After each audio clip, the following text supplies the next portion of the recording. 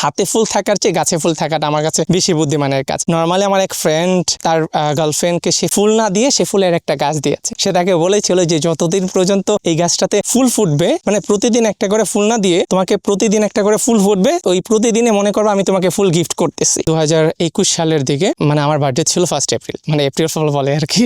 তো 1 এপ্রিল আমার বার্থডের দিন আমরা নর্মালি কি আমাদের ফ্রেন্ডরা প্রচুর পরিমাণে ট্রিট চায়, দোষ ট্রিট দেয়। তো তাদেরকে ট্রিট দেওয়ার পরে এই স্টোরিতে ছবি আপলোড করেছিলাম। তো সেইখানে এক বড় ভাই সিনিয়র উনি দেখে বলতেছে শুধু ফ্রেন্ডদেরই ট্রিট দিবে, আমরা কি দোষ করলাম? তো আমি বললাম কি আচ্ছা সমস্যা নাই, কালকে আপনার আফটার অফিস আপনারও ট্রিট দেওয়া হবে। তো বলতেছে সবাইকে তো তুমি ট্রিট দিলা, না হয় তোমাকে আমি ট্রিট দেবো। আমি বললাম দেখা যাবে। তো আমরা দেন আপনার মোহাম্মদপুরে একসাথে, মানে ওনার বাসা হচ্ছিল মোহাম্মদপুর নূরজাহান রোডে। তো আমরা খাওয়া দাওয়া করে, অবশ্য উনি আমাকে বিলটা দিতে দেয়নি। তারপর উনি বললো যে চলো নার্সারিগুলোতে যাই, দেখলাম তুমি টুকটাক গাছ কালেক্ট করতেছো, ওনারও বাগান আছে আর কি। তখন নার্সারিতে একটা গাছ ছোট, মানে প্রায় জাস্ট রুট আসছে আর ছোট একটা কলি উকি দিচ্ছে। তো আমি তাকে বললাম কি, তখন তো কাঠগোলাপ এত ভ্যারাইটি আমি চিনতাম না বা জানতামও না, জাস্ট 2টা ভ্যারাইটি জানতাম, সাদা আর আপনার স্কট প্রট যেটাকে আমরা আইডি বলি, মানে ডিপ মেরুন খয়েরি যেটা। সো আমি বললাম কি এটা কি ডিপ মেরুন? উনি নার্সারিওয়ালা বললো জি। তো আমি বললাম এটা কত? তো উনি আমার কাছে 300 টাকা বললো আর কি। তো আমি ওনাকে 250 টাকা দিলাম গাছটা।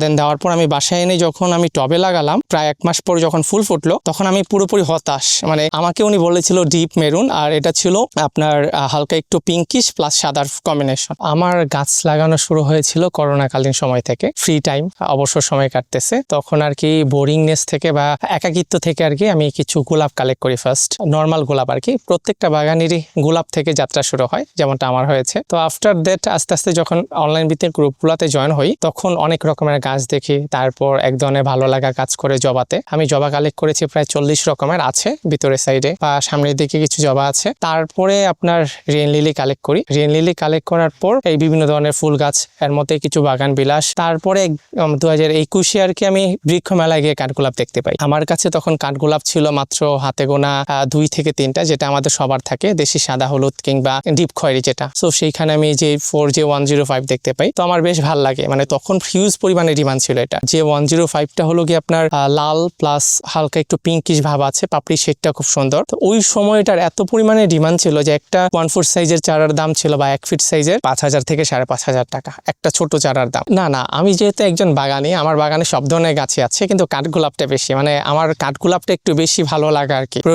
মানে ভালো লাগার লিস্টে কাঠগোলাপ সবার ফার্স্টে আসে। হ্যাঁ, আমার বাগান বাড়ির পরিকল্পনা থেকে আস্তে আস্তে যাত্রা শুরু। আমার ইন ফিউচারও প্ল্যান আছে যে আমার একটা বাগান বাড়ি হবে, সেইখানে একটা গাছের বা একটা ফলের বাগান থাকবে, একটা ফুলের বাগান, একটা পদ্ম পুকুর থাকবে। আমার পদ্ম কালেকশন আছে, পদ্ম বা শাপলা। আমি শুধু কিনেছি প্রায় 2 বছর পর্যন্ত, 23 সাল পর্যন্ত এখনো কিনি অবশ্য, কিন্তু তখন প্ল্যান ছিল না যে আমি এটা আর কি বাণিজ্যিক ভাবে যাব। বাট আস্তে আস্তে যখন প্রচুর মানুষ নক দেওয়া শুরু করলো যে ভাই এটার একটা কাটিং বা একটা চারা দেওয়া যাবে কিনা, সো তখন থেকে আর কি ভাবলাম যে সবসময় তো শুধু নিজের পকেটের টাকা খরচ যাচ্ছে, কিছু সেল করে দেখি সেখান থেকে ইনভেস্ট আসে কিনা। 24-এর মাঝামাঝি সময় আমি হুট করে যে প্রোফাইল থেকে পোস্ট করতে করতে মাঝে মাঝে দেখা যায় যে প্রোফাইলে অনেক অপরিচিত মানুষ নক দিচ্ছে বা একটু আনইজি ফিল হচ্ছিল তখন। তারপর আর কি আমি পেজটা ওপেন করি। আমার পেজটা যখন ওপেন হয় তখন এই টুকটাক আর কি শো পোস্ট দিতাম, সেল পোস্ট না, শো পোস্ট দিতে দিতে দেখলাম আস্তে আস্তে পেজের পরিচিতি বাড়তেছে। পেজে প্রচুর মানুষ কি বলে নক দিচ্ছে, তাদের সাথে পরিচয় হচ্ছে, দেশের বাইরে থেকে অনেকে নক দিচ্ছে।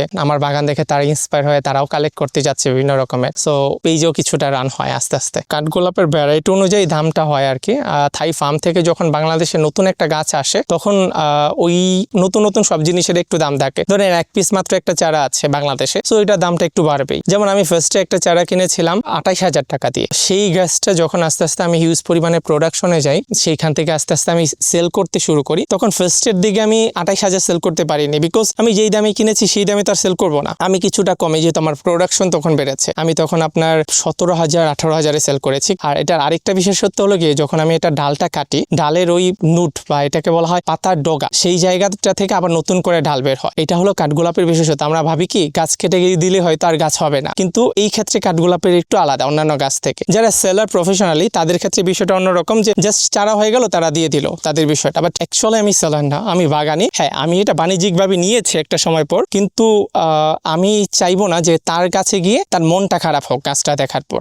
আমি তাকে এমনভাবে গাছটা পাঠাবো যাতে করে সে গাছটা দেখেই তার ভালো লাগাটা কাজ করে, যে না ভাই আলহামদুলিল্লাহ গাছটা খুব সুন্দর হয়েছে। প্রফেশনাল লাইফে চাকরি আর ব্যবসা সম্পূর্ণ আলাদা। মানে একটা হলো উদ্যোক্তা আর একটা অপরের আন্ডারে কাজ করা, এই দুইটা জিনিসের মধ্যে অনেক তফাৎ। হ্যাঁ, আমরা জানি মাস শেষে একটা হ্যান্ডসাম স্যালারি চলে আসে, কিন্তু সেইখানে নিজের কতটা পরিমাণে কাজ করতে হয়, তারপরও তাদের কাছে কাজের পর্যাপ্ত একটা সম্মান পাওয়া যায় না। কিন্তু এই নিজের যেই বিজনেসটা আছে সেইখান থেকে নিজের মতো করে সময় দেওয়া, এরকম না যে যারা বাগান করে তারা সারাদিনই বাগানে পড়ে থাকে। আমি হয়তো সপ্তাহে একদিন বাগানে একটু যত্ন করি, আর বাকি 6 দিন আমি ঘুরে বেড়াই বিভিন্ন জায়গায়, ঢাকার বিভিন্ন বা ঢাকার বাইরে। সো ফ্রেন্ড ফ্যামিলি প্রথম দিকে একটু ছিল, যখন আস্তে আস্তে দেখলো যে আমি আস্তে আস্তে এটা সেল করতেছি, মাস শেষে একটা স্যালারি ঢুকতেছে বা একটা ইনকাম আসতেছে আমার, সো এখন তাদের আগের মতো ওই মন মানসিকতা বা চিন্তা ভাবনাটা নেই।